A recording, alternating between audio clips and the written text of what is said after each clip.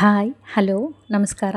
ಎಲ್ಲರೂ ಚೆನ್ನಾಗಿದ್ದೀರಿ ಅಲ್ವಾ? ನಾನು ಚೆನ್ನಾಗಿದ್ದೀನಿ. ನಾನು ಶೀಲಾ. ನನ್ನ ಚಾನಲ್ಗೆ ಎಲ್ರಿಗೂ ಸ್ವಾಗತ. ಇವತ್ತೊಂದು ರುಚಿಯಾಗಿರ್ತಕ್ಕಂತಹ ಬಿಳಿ ಹೋಳ್ಗೆ ಹಾಗೂ ಖಾರ ಚಟ್ನಿ ರೆಸಿಪಿನ ನಿಮಗೆ ತೋರಿಸ್ತೀನಿ. ಪರ್ಫೆಕ್ಟ್ ಅಳತೆಯಲ್ಲಿ ಬಿಳಿ ಹೋಳಿಗೆ ಯಾವ ರೀತಿ ಮಾಡೋದು, ಹಾಗೆ ಸ್ಮೂತಾಗಿರೋ ಬಿಳಿ ಹೋಳಿಗೆನ ಯಾವ ರೀತಿ ಮಾಡೋದು ಅಂತ ತೋರಿಸ್ತೀನಿ. ಈಗ ನಾನು ಒಂದು ಮಿಕ್ಸಿಂಗ್ ಬೌಲ್ ತೊಗೊಂಡಿದ್ದೀನಿ. ಅದಕ್ಕೆ 200 ಗ್ರಾಮ್ ಅಷ್ಟು ಮೈದಾ ಹಿಟ್ಟನ್ನ ಆ ಮಿಕ್ಸಿಂಗ್ ಬೌಲ್ಗೆ ಹಾಕ್ಕೊಳ್ತಾ ಇದ್ದೀನಿ. ಹಾಗೆ ರುಚಿಗೆ ತಕ್ಕಷ್ಟು ಉಪ್ಪನ್ನ ಸೇರಿಸ್ಕೊಳ್ತಾ ಇದ್ದೀನಿ. 200 ಗ್ರಾಮ್ಗಿನ ಸ್ವಲ್ಪ ಒಂಚೂರು ಜಾಸ್ತಿ ಹಾಕಿದ್ದೀನಿ ನಾನಿಲ್ಲಿ. ಅಳತೆ ಪ್ರಕಾರ ಮಾಡಬೇಕು ಅಂದರೆ ನೀವು ಈ ರೀತಿಯಾಗಿ ನೋಡ್ಕೊತಾ ಹೋಗಬೇಕು. ರುಚಿಗೆ ತಕ್ಕಷ್ಟು ಉಪ್ಪು, ನಂತರ 1 ಸ್ಪೂನು ತುಪ್ಪ. ಈ ತುಪ್ಪ ಹಾಕೋದ್ರಿಂದ ಮೈದಾ ಹಿಟ್ಟು ಕಣಕ, ಬಿಳಿ ಹೋಳಿಗೆ ಮಾಡೋದಕ್ಕೆ ಕಣಕ ರೆಡಿ ಮಾಡ್ಕೊಳ್ತೀವಲ್ಲ, ತುಪ್ಪ ಹಾಕೋದ್ರಿಂದ ಸ್ಮೂತಾಗಿ ಬರುತ್ತೆ. ಹಾಗಾಗಿ ತುಪ್ಪನ ತಪ್ಪದೆ ಬಳಸಿ. ಇಲ್ಲಿ ನೀವು ಬೇಳೆ ಹೋಳಿಗೆ ಮಾಡೋದಕ್ಕೆ ಕಣಕನ ನಾವು ಮೆದುವಾಗಿ ಕಲಿಸ್ಕೊತೀವಿ, ಅಂದರೆ ಮೈದಾ ಹಿಟ್ಟನ್ನ. ಆದರೆ ಬಿಳಿ ಹೋಳಿಗೆ ಮಾಡುವಾಗ ಭಾಳ ಸ್ಮೂತಾಗಿ ಕಲಿಸ್ಕೋಬಾರ್ದು, ತೀರಾ ಗಟ್ಟಿಯಾಗಿ ಕೂಡ ಕಲಿಸ್ಕೋಬಾರ್ದು. ಒಂದು ಅಳತೆಯಲ್ಲಿ ಇರಬೇಕು. ಇಲ್ಲಿ ನಾನು 1 ಗ್ಲಾಸ್ ನೀರಲ್ಲಿ ಅರ್ಧ ಗ್ಲಾಸ್ ನೀರು ಬಳಸಿದ್ದೀನಿ. ನೋಡ್ಕೊಳ್ತಾ ನೀವು ಈ ಹದಕ್ಕೆ ಕಲಿಸ್ಕೋಬೇಕು. ಇದು ಒಂದು 15 ನಿಮಿಷ ಮುಂಚಿತವಾಗಿ ಆದ್ರೂ ಕಲಸಿಟ್ಟಿರಬೇಕು. ಕೊನೆಯದಾಗಿ ಸ್ವಲ್ಪ ಎಣ್ಣೆ ಹಾಕಿ ಚೆನ್ನಾಗಿ ಅಂಗೈ ಹೆಚ್ಚಿ ನಾದಿ 15 ನಿಮಿಷಗಳ ಕಾಲ ಇದನ್ನು ನಾವು ಮುಚ್ಚಿ ಇಟ್ಬಿಡಬೇಕು. ಈಗ ನಾನೊಂದು ಇದಕ್ಕೆ ಕಾಂಬಿನೇಷನ್ನಾಗಿ ಒಣಮೆಣಸಿನ್ಕಾಯಿ ಚಟ್ನಿ ಯಾವ ರೀತಿ ಮಾಡೋದು ಅಂತ ತೋರಿಸ್ತೀನಿ. ಖಾರ ಚಟ್ನಿ, ಒಣಮೆಣಸಿನ್ಕಾಯಿ ಚಟ್ನಿ ಈ ರೀತಿಯಾಗಿ ಕರೀತಾರೆ ಇದನ್ನು. ಈರುಳ್ಳಿನ ದೊಡ್ಡ ಗಾತ್ರದ 2 ಈರುಳ್ಳಿನ ಉದ್ದುದ್ದವಾಗಿ ಕಟ್ ಮಾಡಿಕೊಂಡು ಕಡಾಯಿ ಕಾದ್ಮೇಲೆ ಅದಕ್ಕೆ ಎಣ್ಣೆ ಹಾಕಿ ಈ ರೀತಿ ಕಲರ್ ಬದಲಾಗೋವರೆಗೂ ಆ ಈರುಳ್ಳಿನ ಹುರ್ಕೋಬೇಕು. ನಂತರ ಅದೇ ಕಡಾಯಿಗೆ ಮತ್ತೆ 1 ಸ್ಪೂನ್ ಎಣ್ಣೆ ಹಾಕಿಬಿಟ್ಟು ನಾನಿಲ್ಲಿ 2 ದೊಡ್ಡ ಗಾತ್ರದ ಈರುಳ್ಳಿಗೆ ಒಂದು 10 ಒಣಮೆಣಸಿನ್ಕಾಯಿನ ಬಳಸಿದ್ದೀನಿ.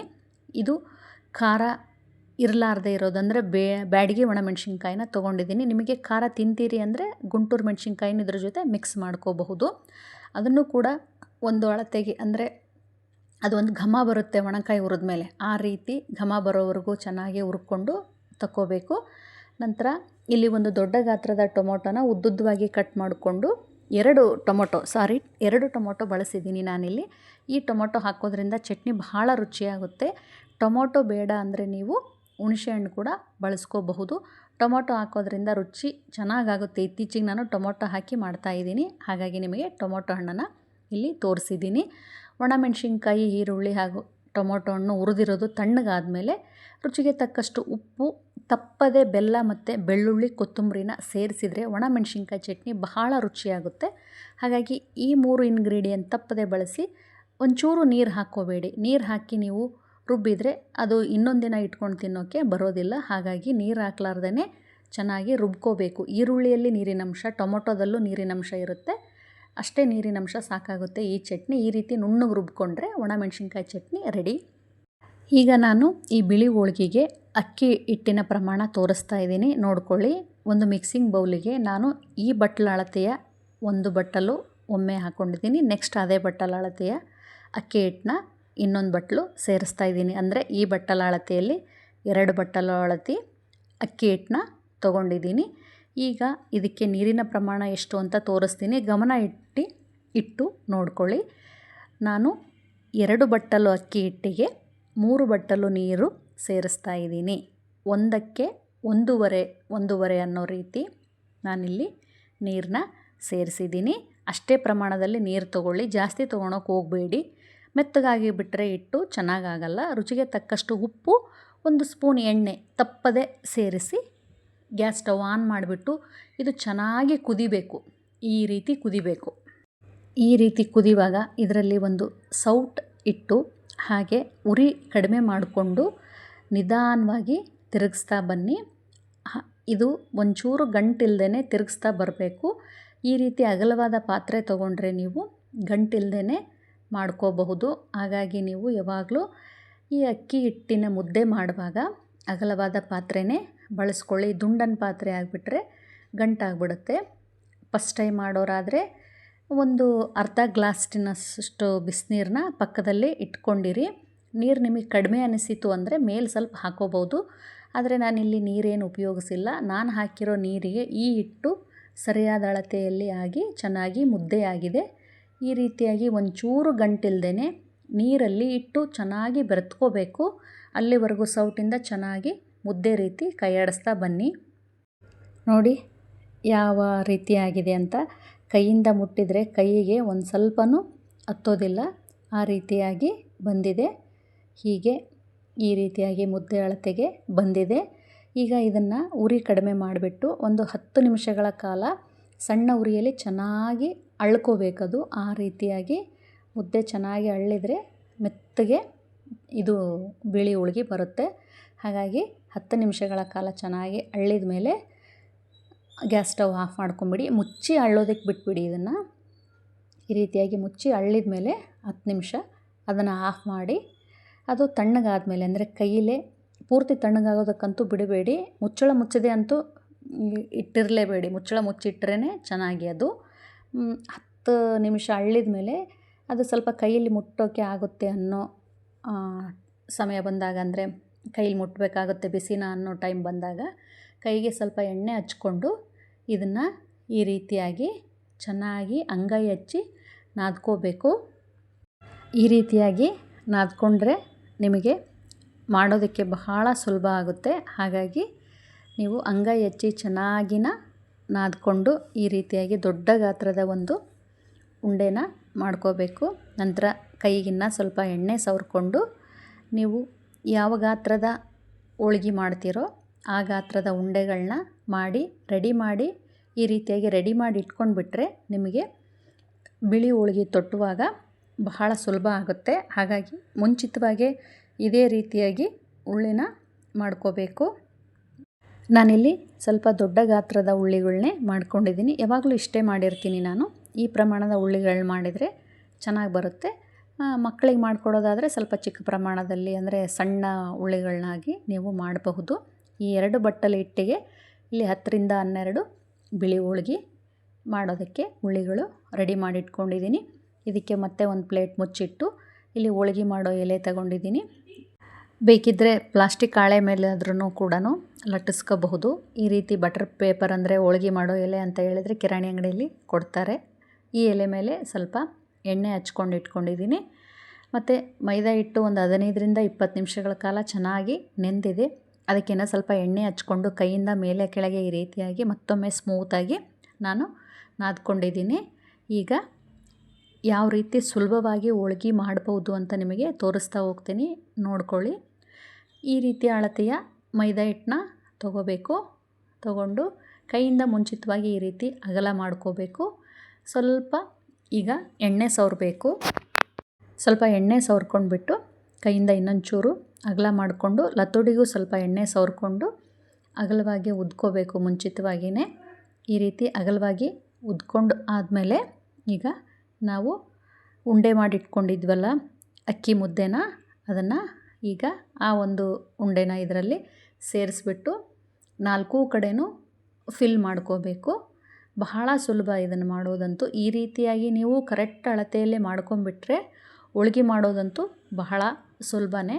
ನೋಡಿ ಈ ರೀತಿ ಎಲ್ಲ ಕಡೆಗೂ ಈ ಮೈದಾ ಹಿಟ್ಟಿನ ಕಣಕನ ಈ ರೀತಿಯಾಗಿ ನೀವು ತುಂಬಿಕೊಂಡು ಫಿಲ್ ಮಾಡಿಬಿಟ್ರೆ ಸುಲಭ ಆಗುತ್ತೆ ನಿಮಗೆ ಮಾಡೋದಕ್ಕೆ. ಸ್ವಲ್ಪ ಅಂಗೈಯಿಂದ ನೀವು ಮೊದಲಿಗೆ ಒಂದು ಸ್ವಲ್ಪ ಈ ರೀತಿಯಾಗಿ ಒತ್ಕೋಬೇಕು. ಒಂದು ಅಂಗೈ ಅಗಲ ಗಾತ್ರಕ್ಕೆ ಆದ ತಕ್ಷಣ ಕೆಳಗೆ ಇನ್ನೂ ಸ್ವಲ್ಪ ಎಣ್ಣೆ ಹಾಕ್ಕೊಂಡು ಈಗ ಲಟ್ಟಣಿಕೆಯಿಂದ ನೀವು ಇದನ್ನು ಉದುತ್ತಾ ಹೋಗಬೇಕು. ನೋಡಿ ಎಲ್ಲಿ ಒಂದಿಷ್ಟು ಕೂಡ ಅರಿಯೋದಿಲ್ಲ, ಆ ರೀತಿಯಾಗಿ ಕರೆಕ್ಟಾಗಿ ಬರ್ತಾ ಇದ್ದಾವೆ ಹೋಳ್ಗೆ. ಇದೇ ಅಳತೆ ಪ್ರಕಾರ ನೀವು ಮಾಡಿ ನೋಡಿ, ಒಂಚೂರು ಅರಿಯೋದಿಲ್ಲ, ಹಾಗೆ ಸ್ಮೂತಾಗಿ ಬಿಳಿ ಹೋಳ್ಗೆ ಸಿದ್ಧವಾಗುತ್ತೆ.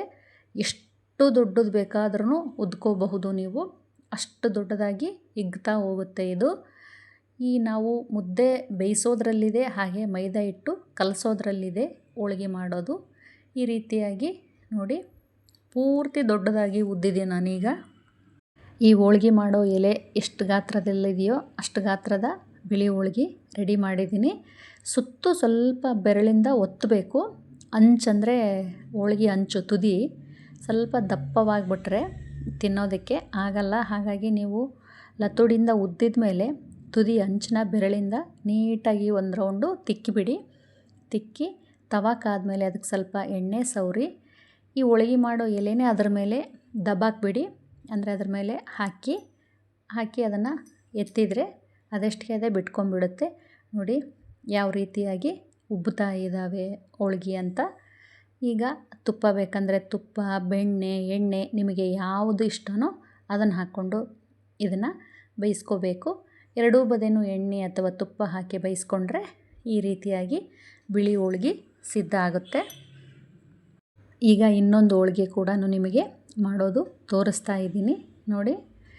ಈ ರೀತಿಯಾಗಿ ಅಗಲವಾಗಿ ಮುಂಚಿತವಾಗಿ ನೀವು ಲತ್ತೋಡಿಯಿಂದ ಮೈದಾ ಹಿಟ್ಟನ್ನ ಅಗಲವಾಗಿ ನೀವು ಮಾಡ್ಕೊಂಡ್ಬಿಟ್ರೆ ಆಮೇಲೆ ಈ ಮುದ್ದೆನ ಅದರಲ್ಲಿ ತುಂಬ್ಕೊಂಡ್ಬಿಟ್ಟು ನೀವು ಎಲ್ಲ ಮೂಲೆಯೂ ಈ ರೀತಿಯಾಗಿ ಫಿಲ್ ಮಾಡಿಕೊಂಡು ಅಂಗೈಯಿಂದ ಸ್ವಲ್ಪ ಪ್ರೆಸ್ ಮಾಡಿ ನಂತರ ಇನ್ನೂ ಸ್ವಲ್ಪ ಎಣ್ಣೆ ಹಾಕ್ಕೊಂಡು ಪೂರ್ತಿ ಲತ್ತೋಡಿಯಿಂದ ಎಷ್ಟು ಉದ್ದ ಬೇಕಾದರೂ ಅಷ್ಟು ಉದ್ದ ನೀವು ಉದ್ಕೋಬಹುದು.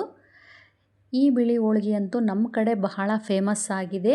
ಇತ್ತೀಚೆಗೆ ಒಂದು 5-6 ವರ್ಷಗಳಿಂದ ಯಾವುದೇ ಸಣ್ಣ ಪುಟ್ಟ ಫಂಕ್ಷನ್ಸು ಅಂದರೆ ಬರ್ತಡೇ ಅಥವಾ ಸೀಮಂತ, ತೊಟ್ಲು ಈ ರೀತಿ ಕಾರ್ಯಕ್ರಮಗಳಲ್ಲಿ ಬೇಳೆ ಹೋಳ್ಗೆ, ಬಿಳಿ ಹೋಳ್ಗೆ ಖಾರ ಚಟ್ನಿ, ಬೇಳೆ ಹೋಳ್ಗೆ, ಮಾವಿನ ಹಣ್ಣಿನ ಶಿಕರಣಿ, ಕಟ್ಟಿನ ಸಾರು, ಅನ್ನ ಈ ರೀತಿಯಾಗಿ ನಮ್ಮ ಕಡೆ ಫಂಕ್ಷನ್ಸಲ್ಲಿ ಮಾಡ್ತಾಯಿರ್ತಾರೆ. ಸಮ್ಮರ್ ಟೈಮಲ್ಲಿ ಫಂಕ್ಷನ್ಸಲ್ಲಿ ಮಾವಿನ ಹಣ್ಣಿನ ಶಿಕರಣಿ, ಬಿಳಿ ಹೋಳ್ಗೆ ಹಾಗೆ ಬೇಳೆ ಹೋಳ್ಗೆ, ಕಟ್ಟಿನ ಸಾರು, ಅನ್ನ ಈ ರೀತಿಯಾಗಿ ತುಂಬಾ ಮಾಡ್ತಾಯಿರ್ತಾರೆ ನಮ್ಮ ಕಡೆ ಅಂತೂ. ಹಾಗಾಗಿ ನಮಗೆ ಇದು ಬಹಳ ಕಲ್ತ್ಬಿಟ್ಟಿದ್ದೀವಿ ಮಾಡೋದು, ಈಸಿ ಆಗಿಬಿಟ್ಟಿದೆ ನಮಗೆ. ಸುಲಭದಲ್ಲಿ ಮಾಡೋದು ಹಾಗೆ ಅಳತೆ ಪ್ರಕಾರದಲ್ಲಿ ಮಾಡೋದು ನಾನು ನನ್ನ ಎಲ್ಲ ಯೂಟ್ಯೂಬ್ ವೀಕ್ಷಕರಿಗೆ ತೋರಿಸ್ಬೇಕು ಅನ್ನೋ ಒಂದೇ ಒಂದು ಆಸೆ ಆಗಿತ್ತು. ಹಾಗಾಗಿ ಹೊಸ್ದಾಗಿ ಕಲಿತಾ ಇರೋರಿಗೆ ತುಂಬ ಅನುಕೂಲ ಆಗುತ್ತೆ. ಅದಕ್ಕಾಗಿ ಸುಲಭವಾಗಿ ಮಾಡೋದು ಹೇಗೆ ಅಂತ ತೋರಿಸಿದ್ದೀನಿ. ಎಷ್ಟು ಸ್ಮೂತಾಗಿದ್ವು ಇವು ಅಂದರೆ ನನ್ನ ದೊಡ್ಡ ಮಗನಿಗಿದು ತುಂಬಾ ಇಷ್ಟ. ಈ ಬಿಳಿ ಹೋಳ್ಗೆ, ನೀರು ದೋಸೆ, ಗೋಧಿ ದೋಸೆ ಈ ರೀತಿ ಫುಡ್ ಅವನಿಗೆ ಬಹಳ ಇಷ್ಟ. ಅವನಂತೂ ಬೆಳಿಗ್ಗೆ ಮಾಡಿ ಮಮ್ಮಿ ಅಂತ ಹೇಳಿ ಹೊರಗಡೆ ಹೋಗಿದ್ದ. ಅವ್ನು ಸ್ವಲ್ಪ ಬರೋದು ಲೇಟಾಯಿತು. ನಾನು ನಮ್ಮ ಯಜಮಾನ್ರಿಗೆ ಹೊಟ್ಟೆ ಹಸಿವಾಗಿತ್ತು ಅಂತ ನಾನು ಮಾಡಿದೆ. ಅವನಿಗೆ ಬಿಸಿದು ಮಾಡಿಕೊಟ್ರಾಯ್ತು ಅಂದ್ಕೊಂಡೆ. ಇಲ್ಲ ಬಂದೆ ಮಮ್ಮಿ ಅಂತ ಹೇಳಿದ್ನಲ್ಲ, ಹಾಗಾಗಿ ಮಾಡಿಬಿಟ್ಟಿದ್ದೆ. ಅವನು ಬರೋದಕ್ಕೆ ಅರ್ಧ ಗಂಟೆ ಲೇಟಾಯಿತು. ಆವಾಗ ತಿಂದರೂ ಕೂಡ ಅವು ಸ್ಮೂತಾಗೇ ಇದ್ದವು. ಅಷ್ಟು ಪರ್ಫೆಕ್ಟ್ ಅಳತೆಯಲ್ಲಿ ಮಾಡಿರೋದ್ರಿಂದ ತುಂಬ ಸ್ಮೂತಾಗಿ ಚೆನ್ನಾಗಿ ಬಂದಿದ್ವು. ಹೀಗೆ ಈ ಬಿಳಿ ಹೋಳ್ಗೆ ಖಾರ ಚಟ್ನಿ ರೆಸಿಪಿ ನಿಮಗೆಲ್ರಿಗೂ ಇಷ್ಟ ಆಗಿದ್ದರೆ ಒಂದು ಲೈಕ್ ಕೊಟ್ಟು ಸಬ್ಸ್ಕ್ರೈಬ್ ಆಗಿ, ಶೇರ್ ಮಾಡಿ, ಕಮೆಂಟ್ಸ್ ಮಾಡಿ ಅಂತ ಕೇಳ್ಕೊಳ್ತೀನಿ. ಮತ್ತು ಮುಂದಿನ ವಿಡಿಯೋದಲ್ಲಿ ಸಿಗ್ತೀನಿ. ಎಲ್ರಿಗೂ ಧನ್ಯವಾದಗಳು.